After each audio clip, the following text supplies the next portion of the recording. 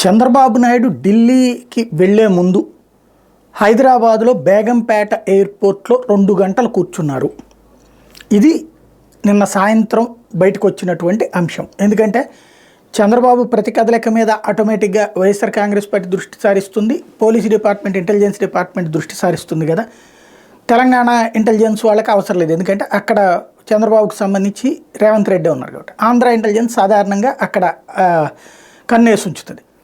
వాళ్ళకి తెలిసినటువంటిదే అప్పుడు అక్కడికి వచ్చినటువంటిది ఒక కాన్వాయ్ వచ్చింది. అయితే ఫుల్ ప్లెడ్జ్డ్ కాన్వాయ్ కాకుండా కొంత హాఫ్ కాన్వాయ్ అనాల, అంటే కొంత పర్సనల్గా వచ్చినట్టు.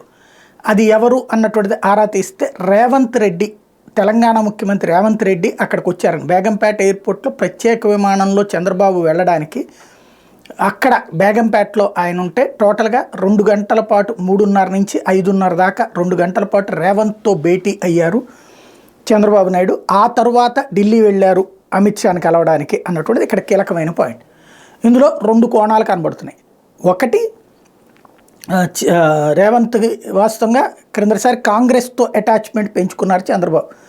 బీజేపీకి థ్రెట్ పెట్టడానికి ఐఎన్డీఏ కూటమిలో చేరతానన్నటువంటి కోణాన్ని అమిత్ షాకి చూపించడం కోసం ఓ రకంగా థ్రెట్ ఇచ్చే, ధమ్కి ఇచ్చే ప్రయత్నం. అందులో భాగంగానే మొన్నటిసారి అసెంబ్లీ ఎన్నికల్లో జనసేన, భారతీయ జనతా పార్టీ కలిసి పోటీ చేసినా సరే ఎక్కడా జనసేనకి సపోర్ట్ చేయలేదు. అట్లాగే స్వయంగా కాంగ్రెస్ పార్టీకి సంబంధించినటువంటి అభ్యర్థులకి తెలుగుదేశం వాళ్ళు జెండా పుచ్చుకుని మరీ సపోర్ట్ చేశారు. తద్వారా ఆ టైంలో కాంగ్రెస్కి దగ్గరయ్యే ప్రయత్నం చేశారు. అప్పుడు ఏంటంటే కొంత నెక్ టు నెక్ సిచ్యుయేషన్ మారిపోతుంది రాబోయే రోజుల్లో అని నమ్మారు చంద్రబాబు గారు. లేదా ధమ్కి ఇవ్వడం వీళ్ళకి, అంటే అదిగో నేను కాంగ్రెస్తో వెళ్ళిపోతాను, ఐఎన్డీఏ కూటమితో వెళ్ళిపోతాను అన్నటువంటి. ఇప్పుడు అటుకు వెళ్ళిపోతున్నటువంటి నేపథ్యంలో, ఎన్డీఏకి వెళ్ళిపోతున్న నేపథ్యంలో మరి కాంగ్రెస్కి తన వైపు నుండి మెసేజ్ చేరాలి కదా. ఎందుకంటే ఈయన పంపించబట్టినే రేవంత్ రెడ్డిని అక్కడ రాహుల్ గాంధీ దగ్గరికి తీసుకుంది. రేవంత్ రెడ్డిని సీఎం చేయడానికి కారణం అది. ఇప్పుడు ఆ రేవంత్ రెడ్డి సీఎంగా మొన్న ఎలక్షన్లో కూడా ఒక తెలుగుదేశం సపోర్ట్ చేసింది అనేది కాంగ్రెస్కి తెలిసిన విషయమే. తమతోనే ఉంటాడు రేపు పొద్దున బాబు అన్నటువంటి కాన్సెప్ట్లోనే వాళ్ళు ఉన్నారు. అయితే ఎలక్షన్స్ అవసరం బాబు గారు, అవసరం బాబు గారికి. ఈ విషయాన్ని వాళ్ళకి కన్వే చేయడం, అంటే ఇప్పటిదాకా సహకరించుకుంటూ వచ్చాను కాబట్టి ఇప్పుడు పరిస్థితి అర్థం చేసుకోండి అని కన్వే చేసే వ్యవహారం ఒక ఆస్పెక్ట్ అయ్యి ఉండొచ్చు.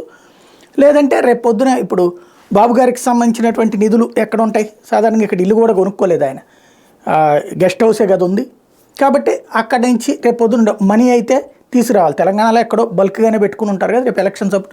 ఇప్పుడు ఎట్లాగో సెంట్రల్ గవర్నమెంట్ సపోర్ట్ ఉంటుంది కాబట్టి స్టేట్ వరకు, ఇది బార్డర్ వరకు తెలంగాణ గవర్నమెంట్ సపోర్ట్తో వస్తే అక్కడి నుంచి ఇక్కడికి ఇక ఈజీగా వచ్చేస్తుంది. అక్కడ కూడా మరి అదే కాంగ్రెస్ అడ్డం తిరిగితే అక్కడ ఆపిచ్చే ప్రయత్నం చేస్తుంది. కాబట్టి రేవంత్తో మాట్లాడుకునైనా ఉండాలి.